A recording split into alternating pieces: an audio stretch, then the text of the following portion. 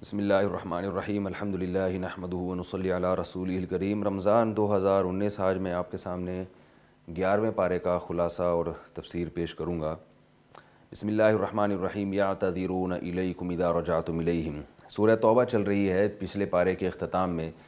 یہ بیان کیا گیا تھا کہ منافقین کسی بھی عذر کے باوجود غزوہ تبوک میں آپ کے ساتھ نہیں گئے، اور اب جب آپ واپس آئے ہیں تو یعتذرون الیکم، یہ الٹے سیدھے اعذار پیش کریں گے آپ کے سامنے جب آپ پہنچیں گے واپس مدینہ۔ قل لا تعتذروا، ان سے کہہ دیجئے کوئی عذر پیش نہ کرو، لن نؤمن لکم، ہم تمہاری باتوں کا یقین نہیں کریں گے کیونکہ اللہ نے ہمیں تمہاری حقیقت بیان کر دی ہے۔ ہاں وسیع اللہ عملکم ورسولہ،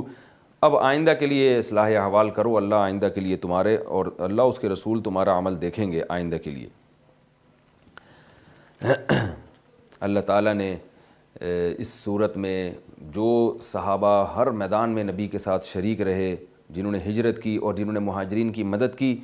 اور پھر قیامت تک آنے والے وہ لوگ جو ان کو فالو کریں گے، ان کی بھی تعریف کی۔ فرمایا والسابقون الاولون من المہاجرین والانصار والذین اتبعوہم بإحسان رضی اللہ عنہم ورضوا عنہ، اللہ ان سب سے راضی ہو گیا اور یہ بھی اللہ سے راضی ہیں، اور اللہ نے ان کے لیے جنتیں تیار کر کے رکھی ہیں، باغات جن کے نیچے نہریں بہتی ہیں، جس میں یہ ہمیشہ رہیں گے۔ پھر اللہ نے دوبارہ ان کو فرمایا وَقُلِ اعْمَلُوا فَسَيَرَى اللَّهُ عَمَلَكُمْ وَرَسُولُهُ، اے منافقین اب تم اعمال کرو، ان قریب اللہ اس کے رسول تمہارے اعمال کو دیکھیں گے اور عام مومنین بھی دیکھیں گے۔ وَسَتُرَدُّونَ إِلَىٰ عَالِمِ الْغَيْبِ وَالشَّهَادَةِ، پھر ایک دن آئے گا تمہیں اللہ کی طرف لوٹایا جائے گا اور وہ تمہارے اعمال کا تمہارے جو کچھ تم نے کیا ہوگا اس کا بدلہ تمہیں دے دے گا۔ منافقین نے ایک مسجد نبوی کے بالکل مقابلے میں ایک مسجد بنائی تھی، اور جس میں بیٹھ کر وہ اسلام کے خلاف سازشیں کیا کرتے تھے، تو اللہ نے اس کو مسجد ضرار کا نام دیا۔ والذین اتخذوا مسجدا ضرارا، جنہوں نے مسجد بنائی لوگوں کو نقصان پہنچانے کے لیے، مسلمانوں میں پھوٹ ڈالنے کے لیے، تو اللہ نے فرمایا کہ یہ 100 دفعہ بھی قسمیں کھائیں کہ ولا یحلفن ان اردنا الا الحسنى، یہ قسمیں اٹھائیں گے کہ ہمارا بھلائی کا ارادہ تھا، واللہ یشہد انہم لکاذبون، لیکن اللہ گواہی دیتا ہے کہ یہ جھوٹ بولتے ہیں۔ لا تقم فیہ ابدا، اس مسجد میں آپ کبھی بھی کھڑے نہ ہوں، کیونکہ وہ مسجد جس کی بنیاد تقوی پر ہے، جیسے مسجد نبوی ہے، وہ اس بات کے زیادہ لائق ہے کہ آپ اس میں کھڑے ہوں، اور اس میں لوگ طہارت کو پسند کرتے ہیں۔ افمن اسس بنیانہ علی تقوی من اللہ، یہ مسجد کی بنیاد تقوی پر ہے، اور منافقین نے جو مسجد کی مسجد ڈالی ہے وہ مسلمانوں میں تفریق پیدا کرنے کے لیے ڈالی ہے۔ پھر اللہ نے فرمایا کہ اللہ تعالیٰ نے مومنین کی جان اور مال کو جنت کے بدلے میں خرید لیا ہے، یہ اللہ کے راستے میں قتال کرتے ہیں، قتل کرتے ہیں، قتل ہوتے ہیں۔ اللہ نے وعدہ سچا کیا ہے، جو تورات میں بھی اور انجیل میں بھی اور قرآن میں بھی، اور جو اللہ کے اس کیے ہوئے عہد کو پورا کرے گا تو اسے اس وعدے پر اور اس بیعت پر، اس معاہدے پر خوشخبری سنا دیں، یہ بہت بڑی کامیابی ہے۔ پھر مجاہدین کے اوصاف بیان کی اللہ نے کہ التائبون العابدون، جو توبہ کرتے ہیں، عبادت کرتے ہیں، الحامدون، اللہ کی حمد و ثنا کرتے ہیں، السائحون، روزے رکھتے ہیں، الراکعون، الساجدون، رکوع اور سجدہ کرتے ہیں، الامرون بالمعروف والناہون عن المنکر، نیکی کا حکم دیتے ہیں، برائیوں سے روکتے ہیں، اور اللہ کے حدود کی حفاظت کرتے ہیں۔ اس صورت میں پابندی لگائی گئی کہ کوئی بھی یعنی کسی نبی کے لیے بھی جائز نہیں ہے اور عام مومنین کے لیے بھی جائز نہیں ہے کہ وہ کسی مشرک کے لیے، کسی کافر کے لیے مغفرت کی دعا کریں، چاہے وہ رشتہ دار ہی کیوں نہ ہو۔ اور پھر بتایا کہ ابراہیم علیہ السلام نے جو اپنے باپ کے لیے مغفرت کی دعا کی تھی وہ ایک وعدہ تھا جس کو پورا کیا، بعد میں اللہ نے ابراہیم علیہ السلام پر اس پر بھی پابندی لگا دی۔ غزوہ تبوک میں جہاں منافقین پیچھے رہ گئے تھے، وہاں 3 مخلص صحابہ بھی پیچھے رہ گئے تھے، کعب ابن مالک اور ہلال ابن امیہ اور مرارہ ابن ربیع، یہ 3 مخلص صحابی تھے، لیکن پھر بھی کسی شیطان نے ان کو ورغلایا اور پیچھے رہ گئے، تو نبی صلی اللہ علیہ وسلم نے ان کو بہت سخت سزا سنائی۔ انہوں نے غلط بات نہیں کی، انہوں نے کوئی جھوٹا عذر پیش نہیں کیا اور کہا کہ یا رسول اللہ بس ہم اپنے مال کو دیکھ کر پیچھے رک گئے تھے، تو بہت سخت ان کا بائیکاٹ کیا گیا، 40 دن ان سے بات چیت بند کی گئی، اور اللہ نے اس کا واقعہ بیان کیا اذا ضاقت علیہم الارض بما رحبت، زمین اپنی کشادگی کے باوجود ان پر تنگ ہو گئی تھی، لیکن پھر اللہ نے ان کی توبہ کا اعلان کیا، اور ان کی توبہ بڑے قبول، نہ صرف یہ کہ قبول کی گئی بلکہ قرآن مجید میں اللہ نے اس کا ذکر بھی کیا، اور اللہ نے بتایا ان اللہ هو التواب الرحیم، اللہ تعالیٰ توبہ قبول کرنے والا اور رحم کرنے والا ہے۔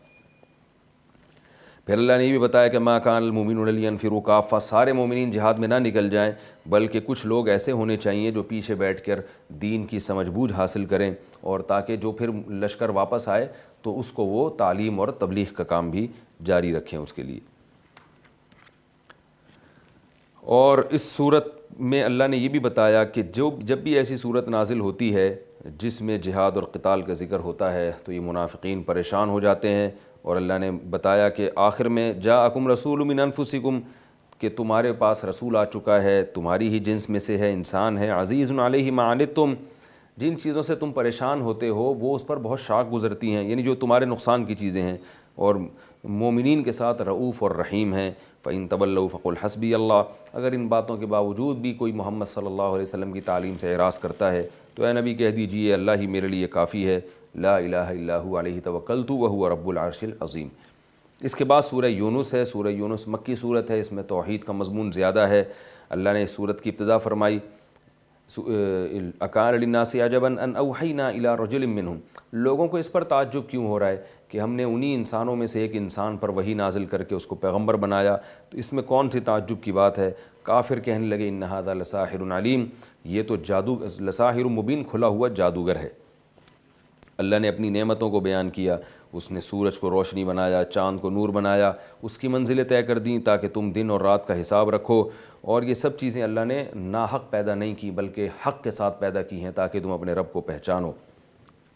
اور پھر بتایا ان فی اختلاف اللیل والنہار، دن اور رات کے عدلنے بدلنے میں اور آسمان اور زمین کی پیدائش میں وہ لوگ جو تقوی اختیار کرنا چاہتے ہیں ان کے لیے بڑی بڑی نشانیاں ہیں، اور جو لوگ اسی دنیا کی زندگی پر راضی ہو گئے اور انہیں ہم سے ملاقات کی امید نہیں ہے تو یہ وہ لوگ ہیں جن کا ٹھکانہ جہنم کی آگ ہے۔ انسان سے اللہ نے شکایت کی کہ انسان کو جب کوئی مصیبت پہنچتی ہے تو دعانا لجنبہ او قاعدا او قائما، کہ بیٹھے ہوئے، لیٹے ہوئے، کھڑے ہوئے، ہر طرح سے ہمیں یاد کرتا ہے، لیکن جب اس کی پریشانی دور کر دیتے ہیں تو ایسے ہو جاتا ہے جیسے کبھی اس نے ہمیں یاد کیا ہی نہیں تھا۔ تو یہ اللہ فرماتے ہیں جو لوگ اللہ کی حدود سے تجاوز کرتے ہیں ان کے لیے یہ برے اعمال کو کیسے آسان کر دیا جاتا ہے۔ اور فرمایا کہ یہ لوگ یہ بھی کہتے ہیں کہ جب ان پر اللہ کی آیات تلاوت کی جاتی ہیں تو جو آخرت پر یقین نہیں رکھتے وہ یہ کہتے ہیں کہ اس قرآن کو آپ تبدیل کر دیں اے نبی، یا ہماری مرضی کے مطابق بنا دیں۔ تو اے نبی ان سے کہہ دیجئے ما یکون لی ان ابدلہ من تلقاء نفسی، مجھ میں یہ طاقت ہی نہیں ہے کہ میں اس کو اپنی طرف سے بدل دوں، بلکہ جو کچھ نازل کیا جا رہا ہے میں خود اس کا پابند ہوں کہ میں خود بھی یعنی میں خود بھی فالو کروں اس کو۔ انی اخاف ان عصیت ربی عذاب یوم عظیم، اگر میں نے اپنے رب کی نافرمانی کی تو مجھے بھی بڑے دن کے عذاب کا خوف ہے اللہ سے۔ اور یہ بھی بتایا کہ لو شاء اللہ ما تلوت علیکم، نبی کہہ دو کہ میں فقد لبثت فیکم عمرا من قبلی، میں بہت عرصہ تمہارے درمیان میں رہا ہوں، تو اگر اللہ چاہتا تو میں یہ کلام تلاوت نہ کرتا، یہ اللہ نے وہی مجھ پہ نازل کی ہے تو میں بھی اللہ کے حکام کا پابند ہوں کہ اس قرآن کو تمہارے سامنے پیش کروں۔ پھر اللہ نے انسان سے ایک اور شکایت کی ہے، اذا کنتم فی الفلک، یہ لوگو جب تم کشتی میں ہو اور چاروں طرف سے طوفان آ جائے اور موجیں تمہیں گھیر لیں تو پھر تم اپنے بتوں کو نہیں پکارتے اور جھوٹے خداؤں کو نہیں پکارتے، اس وقت تو تم کہتے ہو لئن انجیتنا من ہذہ لنکونن من الشاکرین، کہ اللہ تو نے اگر ہمیں اس سے نجات دے دی تو ہم شکر گزار بن جائیں گے، لیکن جب اللہ نجات دیتا ہے تو پھر زمین میں سرکشی شروع کر دیتے ہو۔ تو اللہ نے بتایا یا ایھا الناس انما بغیکم علی انفسکم، اے لوگو تمہاری سرکشی تمہارے خلاف ہے، معاہدے کر کے اللہ سے توڑتے ہو، یہ تمہیں ہی نقصان ہوگا۔ متاع حیات الدنیا، دنیا کا تھوڑا سا سامان ہے، دنیا کی زندگی ہے، آنا تو تم نے ہماری ہی طرف ہے، پھر ہم تمہارے اعمال کا تمہیں بدلہ دے دیں گے۔ اللہ نے یہ بھی بتایا من یرزقکم من السماء والارض، بتاؤ آسمان اور زمین سے روزی تمہیں کون دیتا ہے، تمہاری سماعت کا، نگاہوں کا مالک کون ہے، کون مردوں سے زندہ اور زندوں سے مردہ نکالتا ہے اور کون تدبیریں کرتا ہے۔ فذلکم اللہ ربکم الحق، یہ ہے تمہارا رب برحق رب، فماذا بعد الحق الا الضلال، بتاؤ اس حق کے بعد گمراہی کے سوا کیا رہ گیا ہے۔ پھر اللہ نے بتایا کہ مشرکین سے کہ تم جن خداؤں کو اللہ کے سوا پکارتے ہو کیا انہوں نے کوئی مخلوق کی ابتدا رکھی ہے یا وہ دوبارہ مخلوق کو پیدا کرنے کی طاقت رکھتے ہیں؟ یہ سارے کام کی طاقت تو صرف اللہ رکھتا ہے۔ پھر فرمایا کہ اکثر لوگ جو اسلام کے علاوہ دیگر مذاہب کو فالو کر رہے ہیں یہ لوگ گمان، اٹکل پچو کے پیچھے چلتے ہیں، گمان کے پیچھے چلتے ہیں، ان کے پاس کسی کے پاس کوئی دلیل نہیں۔ وما یتبع اکثرهم الا ظنا ان الظن لا یغنی من الحق شیئا، ان کے خیالات محض ایک دلیل کی بغیر خیالات اگر کسی کے قائم ہو جائیں تو وہ خیالات انسان کو سیدھا راستہ نہیں دکھاتے۔ اسی صورت میں اللہ تعالیٰ نے یہ بھی بیان کیا کہ ان اولیاء اللہ لا خوف علیہم ولا هم یحزنون، کہ جو اللہ کے دوست ہیں ان پر کوئی نہ خوف ہوگا نہ ان پر کوئی غم ہوگا۔ چونکہ توحید کے مضمون کو زیادہ بیان کیا اس لیے اللہ نے اپنی نشانیاں بار بار بیان کی۔ جعل لکم اللیل لتسکنوا فیہ، رات بنائی تم سکون حاصل کرتے ہو، دن کو روشن بنایا۔ لیکن یہ اللہ کو چھوڑ کر کیا کہتے ہیں؟ اتخذ اللہ ولدا، اللہ نے اپنا بیٹا ٹھہرا لیا کسی کو۔ سبحانہ، اللہ ہر عیب سے پاک ہے، وہ اس کی کوئی اولاد نہیں ہے۔ نوح علیہ السلام کا واقعہ بیان کیا بہت اختصار کے ساتھ کہ نوح علیہ السلام نے بہت سمجھایا اپنی قوم کو لیکن قوم نہ مانی۔ فکذبوہ، انکار کیا۔ فنجیناہ ومن معہ فی الفلک، اللہ فرماتے ہم نے نوح کو اور ان کی قوم کو کشتی میں بچایا۔ اور پھر ہم نے موسیٰ اور ہارون کو بھیجا اور انہوں نے فرعون کو سمجھایا، لیکن فرعون نے جادوگروں کو مقابلے میں لا کے کھڑا کیا، بالآخر جادوگروں کو بھی شکست ہوئی اور اللہ نے اپنے کلمے کو غالب کیا۔ اور بنی اسرائیل پر مزید ظلم ہونے لگے۔ اللہ نے موسیٰ علیہ السلام سے ایک وقت کے بعد دعا مانگی کہ اللہ تو نے فرعون کو اور اس کے درباریوں کو دنیا بہت دی ہے جس کی وجہ سے لوگ فتنے میں مبتلا ہو رہے ہیں، اے اللہ بہت زیادہ صبر کر چکے ہم، بنی اسرائیل بہت صبر کر چکی، لہذا اب تو فرعون کے دل کو سخت کر دے، اب تو اس سے ایمان کی توفیق چھین لے، اطمس علی اموالہم، اس کے مال کو ہلاک کر دے، واشدد علی قلوبہم، اس کے دل کو سخت کر دے، فلا یؤمنوا حتی یروا العذاب العلیم، اب جب تک یہ دردناک عذاب نہ دیکھ لیں ان کو ایمان کی توفیق نہ ملے۔ اور ظاہر ہے اس عذاب دیکھنے کے بعد ایمان قبول نہیں ہوتا۔ اللہ فرماتے ہیں قد اجیبت دعوتکما، میں نے تمہاری اور ہارون کی دعا کو قبول کیا، پس اب اللہ تعالیٰ اس فرعون کو تباہ کرے گا۔ اور اللہ فرماتے ہیں ہم نے سمندر پار کرایا بنی اسرائیل کو اور فرعون کو ہم نے پانی میں غرق کر دیا۔ جیسے ہی فرعون غرق ہوا ہے کہنے لگا کہ میں اپنے رب پر ایمان لایا، موسیٰ اور ہارون کے رب پر، اللہ نے فرمایا آل آنا، اب تو ایمان لا رہا ہے، وقد عصیت قبل وکنت من المفسدین، آج سے پہلے تو زمین میں فساد مچاتا رہا۔ فالیوم ننجیک ببدنک، آج تو ہم تیری باڈی کو محفوظ رکھ لیں گے، جسم کو محفوظ رکھ لیں گے تاکہ تو بعد میں آنے والے لوگوں کے لیے نشانی بن جائے۔ قوم یونس کو بیان کیا گیا جس کی پر سورت کا نام رکھا گیا ہے کہ اللہ فرماتے ہیں کوئی بھی قوم ایسی نہیں ہے جس کے پر عذاب آیا ہو اور اس قوم کو تباہ نہ کیا گیا ہو، لیکن یونس علیہ السلام کی قوم تھی کہ عذاب دیکھ کر وہ ایمان لے آئی، لہذا اللہ نے اس قوم سے عذاب کو دور کر دیا۔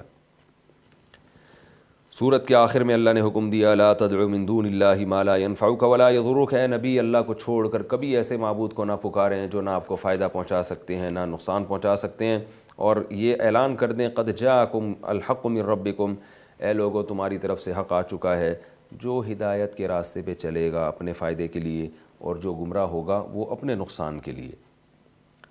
اور اس پارے کے 11ویں پارے کے بالکل آخر میں سورہ ہود شروع ہو رہی ہے، تو سورہ ہود میں اللہ تعالیٰ نے پہلے اس کتاب کا تعارف کروایا، احکمت آیاتہ ثم فصلت، کہ اس کتاب کی آیات کو محکم کیا گیا ہے، مضبوط بنایا گیا ہے، پھر کھول کھول کے بیان کیا گیا ہے حکیم اور خبیر بادشاہ کی طرف سے، اور اس کتاب کا اعلان کیا ہے لا تعبدوا الا اللہ، کہ صرف اللہ کی غلامی ہوگی، اللہ کے سوا کسی کی غلامی نہیں ہوگی، اور میں نذیر اور بشیر ہوں، تم اللہ کی مانو گے تو جنت کی خوشخبری دیتا ہوں، انکار کرو گے تو جہنم کی وعید سناتا ہوں۔ اور یہ بھی بیان کیا گیا استغفروا ربکم، کہ رب سے اپنے گناہوں کی توبہ استغفار کرو اور توبہ کرو تو اللہ تمہیں دنیا میں بھی اچھی زندگی دے گا اور آخرت میں بھی۔ تو یہ 11ویں پارے کا کچھ خلاصہ تھا جو میں نے آپ کے سامنے پیش کیا۔ اللہ تعالیٰ سے دعا ہے اللہ تعالیٰ سمجھنے کی، عمل کی توفیق عطا فرمائے۔ وما علینا الا البلاغ۔